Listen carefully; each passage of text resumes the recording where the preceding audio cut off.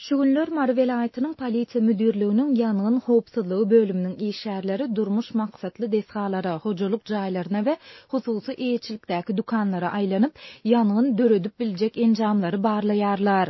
Ýaşaýjylar işgärleriň bu barlyklary ilatdan para almagyň ýene bir guralyny öwrendigini aýdýarlar. Bu barlyklar Türkmen hökümetiniň güz gyş ýyladyş mögsümine taýýarlyk işini maslahat etmeginiň ideýanyna gabat geldi. Adatlyk radiosynyň Marda habarçysynyň maglumatlaryna görä, ýanyň howpsuzlygy bölüminiň işgärleri gapyma-gapy aýlanyp, hojalyk jaýlaryndaky elektrik simleriniň talaba laýyk çekilendigini ýa hatardan çykmandygyny, goşmaça çekilen gaz turbolaryny we plastik şlanglaryny barlaýarlar. Güz paslynda howanyň sowap başlan günlerinde geçirilen bu barlyklarda elektrik simleriň açyk ýeri bolsa, öýlere goşmaça gaz peçler we plastik şlanglar çekilen bolsa, onda raýatlary jerime ýazylýar. Jerimeniň muktary 1000 manada çenli baryp ýetýär. Ähli zat düzü bolsa, onda işgärler 2 sany kagyda gol çekdirip 30 manat tölemeli diýerler diýip marly ýaşaýjy anonimlik şertinde aýtdy. Habarçymyzyň sözlerine görä, vilayatda howanyň temperaturasının aşaklamagy bilen ýaşaýjylar ýerden we giýje ýylanmak üçin elektrik we gaz peçlerinden peýdalanmaly bolýarlar. Muňa şäherdäki jaýlaryň tas ählisinde merkezleşdirilen ýyladyş ulgamynyň göz öňünde tutulmandygy ýa-da olaryň talaba laýyk işlemeýändigi sebäp bolýar. Şu sebäpli işgärler edara kärhanalara baranlarında kemçiliklerine göz yumýarys diýip, her edaradan adyndan 400-500 manat para soraýarlar diýip, büdjet işgäri anonimlik şertinde aýtdy. Telekeçileriň ençemesiniň habarçymyza gurrun bermegine görä, barlykçylar şu günler hususy eýçilikdäki dukanlary hem ýygyderli aýlanyp, dürli bahanalar esasında jerime ýazýarlar ýa-da yüzlerçe manat möçöründe para alýarlar.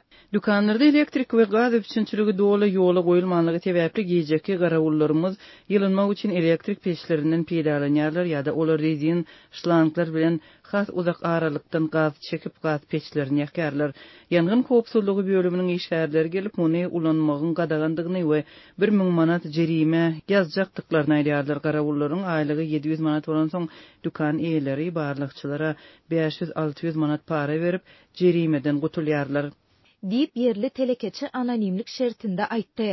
Ol bu ýagdaýyň her ýyl gaýtalanýandygyny belläp, barlykçylara bir gezek para beren telekeçilere indiki ýyl güz paslyna çenli adar berilmeýändigini hem sözüne goşdy. Hökümet bizi gaz we elektrik peçlerinden peýdalanmaga mejbur edýär. Üstesine de döwlet işgärleriniň para almagyna şert döredýär. Eger ýyladyş ulgamy kadaly işleýän bolsa, onda ne biz goşmaça peçleri çekerdik, ne de barlykçylar bizden para alyp bilerdi diýip telekeçi aýtdy. Bilim işgärleriniň habarçymyza aýtmagyna görä, ýanyň howpsuzlygy bölüminiň işgärleri mektepleriň ähli ýerine aýlanman, diňe mektep ýolbaşçysynyň otagyna girmek bilen çäklenýärler. Munyň ideýany mektep ýolbaşçylary ýygnap geçirip, her işgärden 50 manat pul ýygnap başlaýarlar. Ýani barlykçylara para berip agyzlaryny bagladym. Eger şu edarada işläp aýlyk aljak bolsaňyz, onda berilen paranyň öwezini dolup şol puly bermeli bolarsyňyz diýip bir muallim mektep ýolbaşçysynyň aýdan sözlerini tistirledi.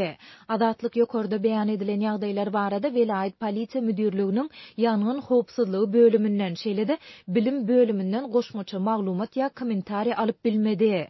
Ýöne bu barlyklar prezident Serdar Berdimuhammedowyň 16 oktýabrda ministrler kabinetiniň nowbatdaky mejlisini geçirip, paýtaxt Aşgabatda we ýurdun ähli sebitlerinde ýyladyş mögsümine taýýarlyk işlerini hemde ýylatyň tok, gaz we agyz suw bilen bökdünsiz üpçün edilmegini maslahat etmeginiň ideýanyna gabat geldi.